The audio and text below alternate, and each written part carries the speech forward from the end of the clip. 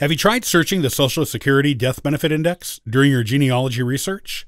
On this AncestralFindings.com podcast episode, I'll show you how to use it.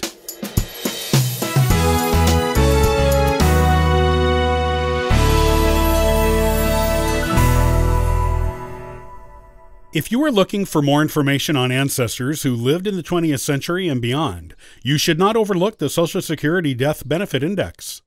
Anyone who had Social Security benefits paid out after they died will be included in this index. It was started in the 1930s when then U.S. President Franklin Roosevelt instituted the Social Security program. Men and women alike signed up for Social Security numbers so they could get retirement income out of the Social Security fund when they reached a certain age. Many women signed up at first so they could get their husband's Social Security benefits if they survived their spouses. As time went on and more women went to work, they became eligible for Social Security on their own. Who is in the index? One thing to remember is that not everyone who was eligible to get a Social Security card when they were first issued did so.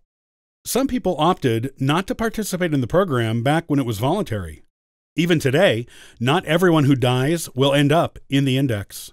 Only those who have Social Security benefits paid out to someone on their behalf will be in the index. This still includes millions of people, though, since most people will have some kind of Social Security beneficiary. Just keep in mind that there are exceptions. You probably won't find anyone in the Social Security Death Benefit Index who was born before the 1880s. Even then, the people who are included in the index are spotty until you reach the generation of people who were born in the early 1900s and after. Keep these things in mind when searching the index. What information will you find in the index? The Social Security Death Benefit Index is an excellent place to find the death dates of people. Whether you haven't been able to find the death date anywhere else yet, or are looking for confirmation of a death date you found somewhere else, or a suspected death date, you will find it if the person is listed in the index. Usually, the death month, day, and year are given. However, in some cases, only the death month and year are provided, excluding the day. You will have to look at other sources to find the day if this is the case. Often, the date of birth is included too. As with the date of death, it can be either the month, day, and year, or just the month and year. Sometimes, just the age at death is recorded. If so, it will usually be a pretty exact age. That includes how many years, months, and days old the person was when they died. If the birth date is not included, you can usually figure it out from this information, combined with the death date.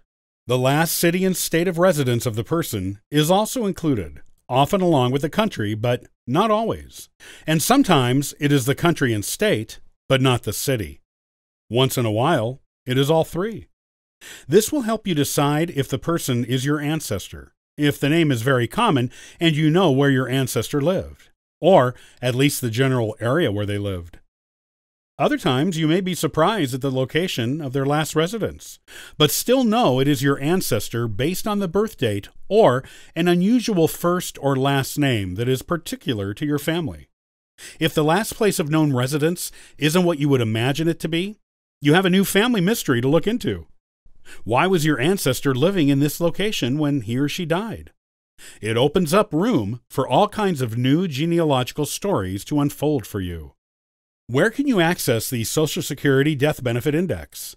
Fortunately, this is a very commonly used record collection among genealogists. As such, it is available in a lot of different places. Some of them are on membership sites like Ancestry, Genealogy Bank, and Fold 3, number 3. Links to these sites and many more can be found on AncestralFindings.com/resources. Others are on free sites, such as the US Gen Web project. Searching the index by name is the easiest way to use it. If you know the date of birth, date of death, or a general range for date of birth and suspected date of death, you can narrow down the search considerably. You can narrow it down even more if you know, or think you know, the state of your ancestor's last residence. If you are doing research into 20th century ancestors and beyond, this is an invaluable resource. If you haven't tried searching it, give it a try today. and add some new discoveries to your family tree research.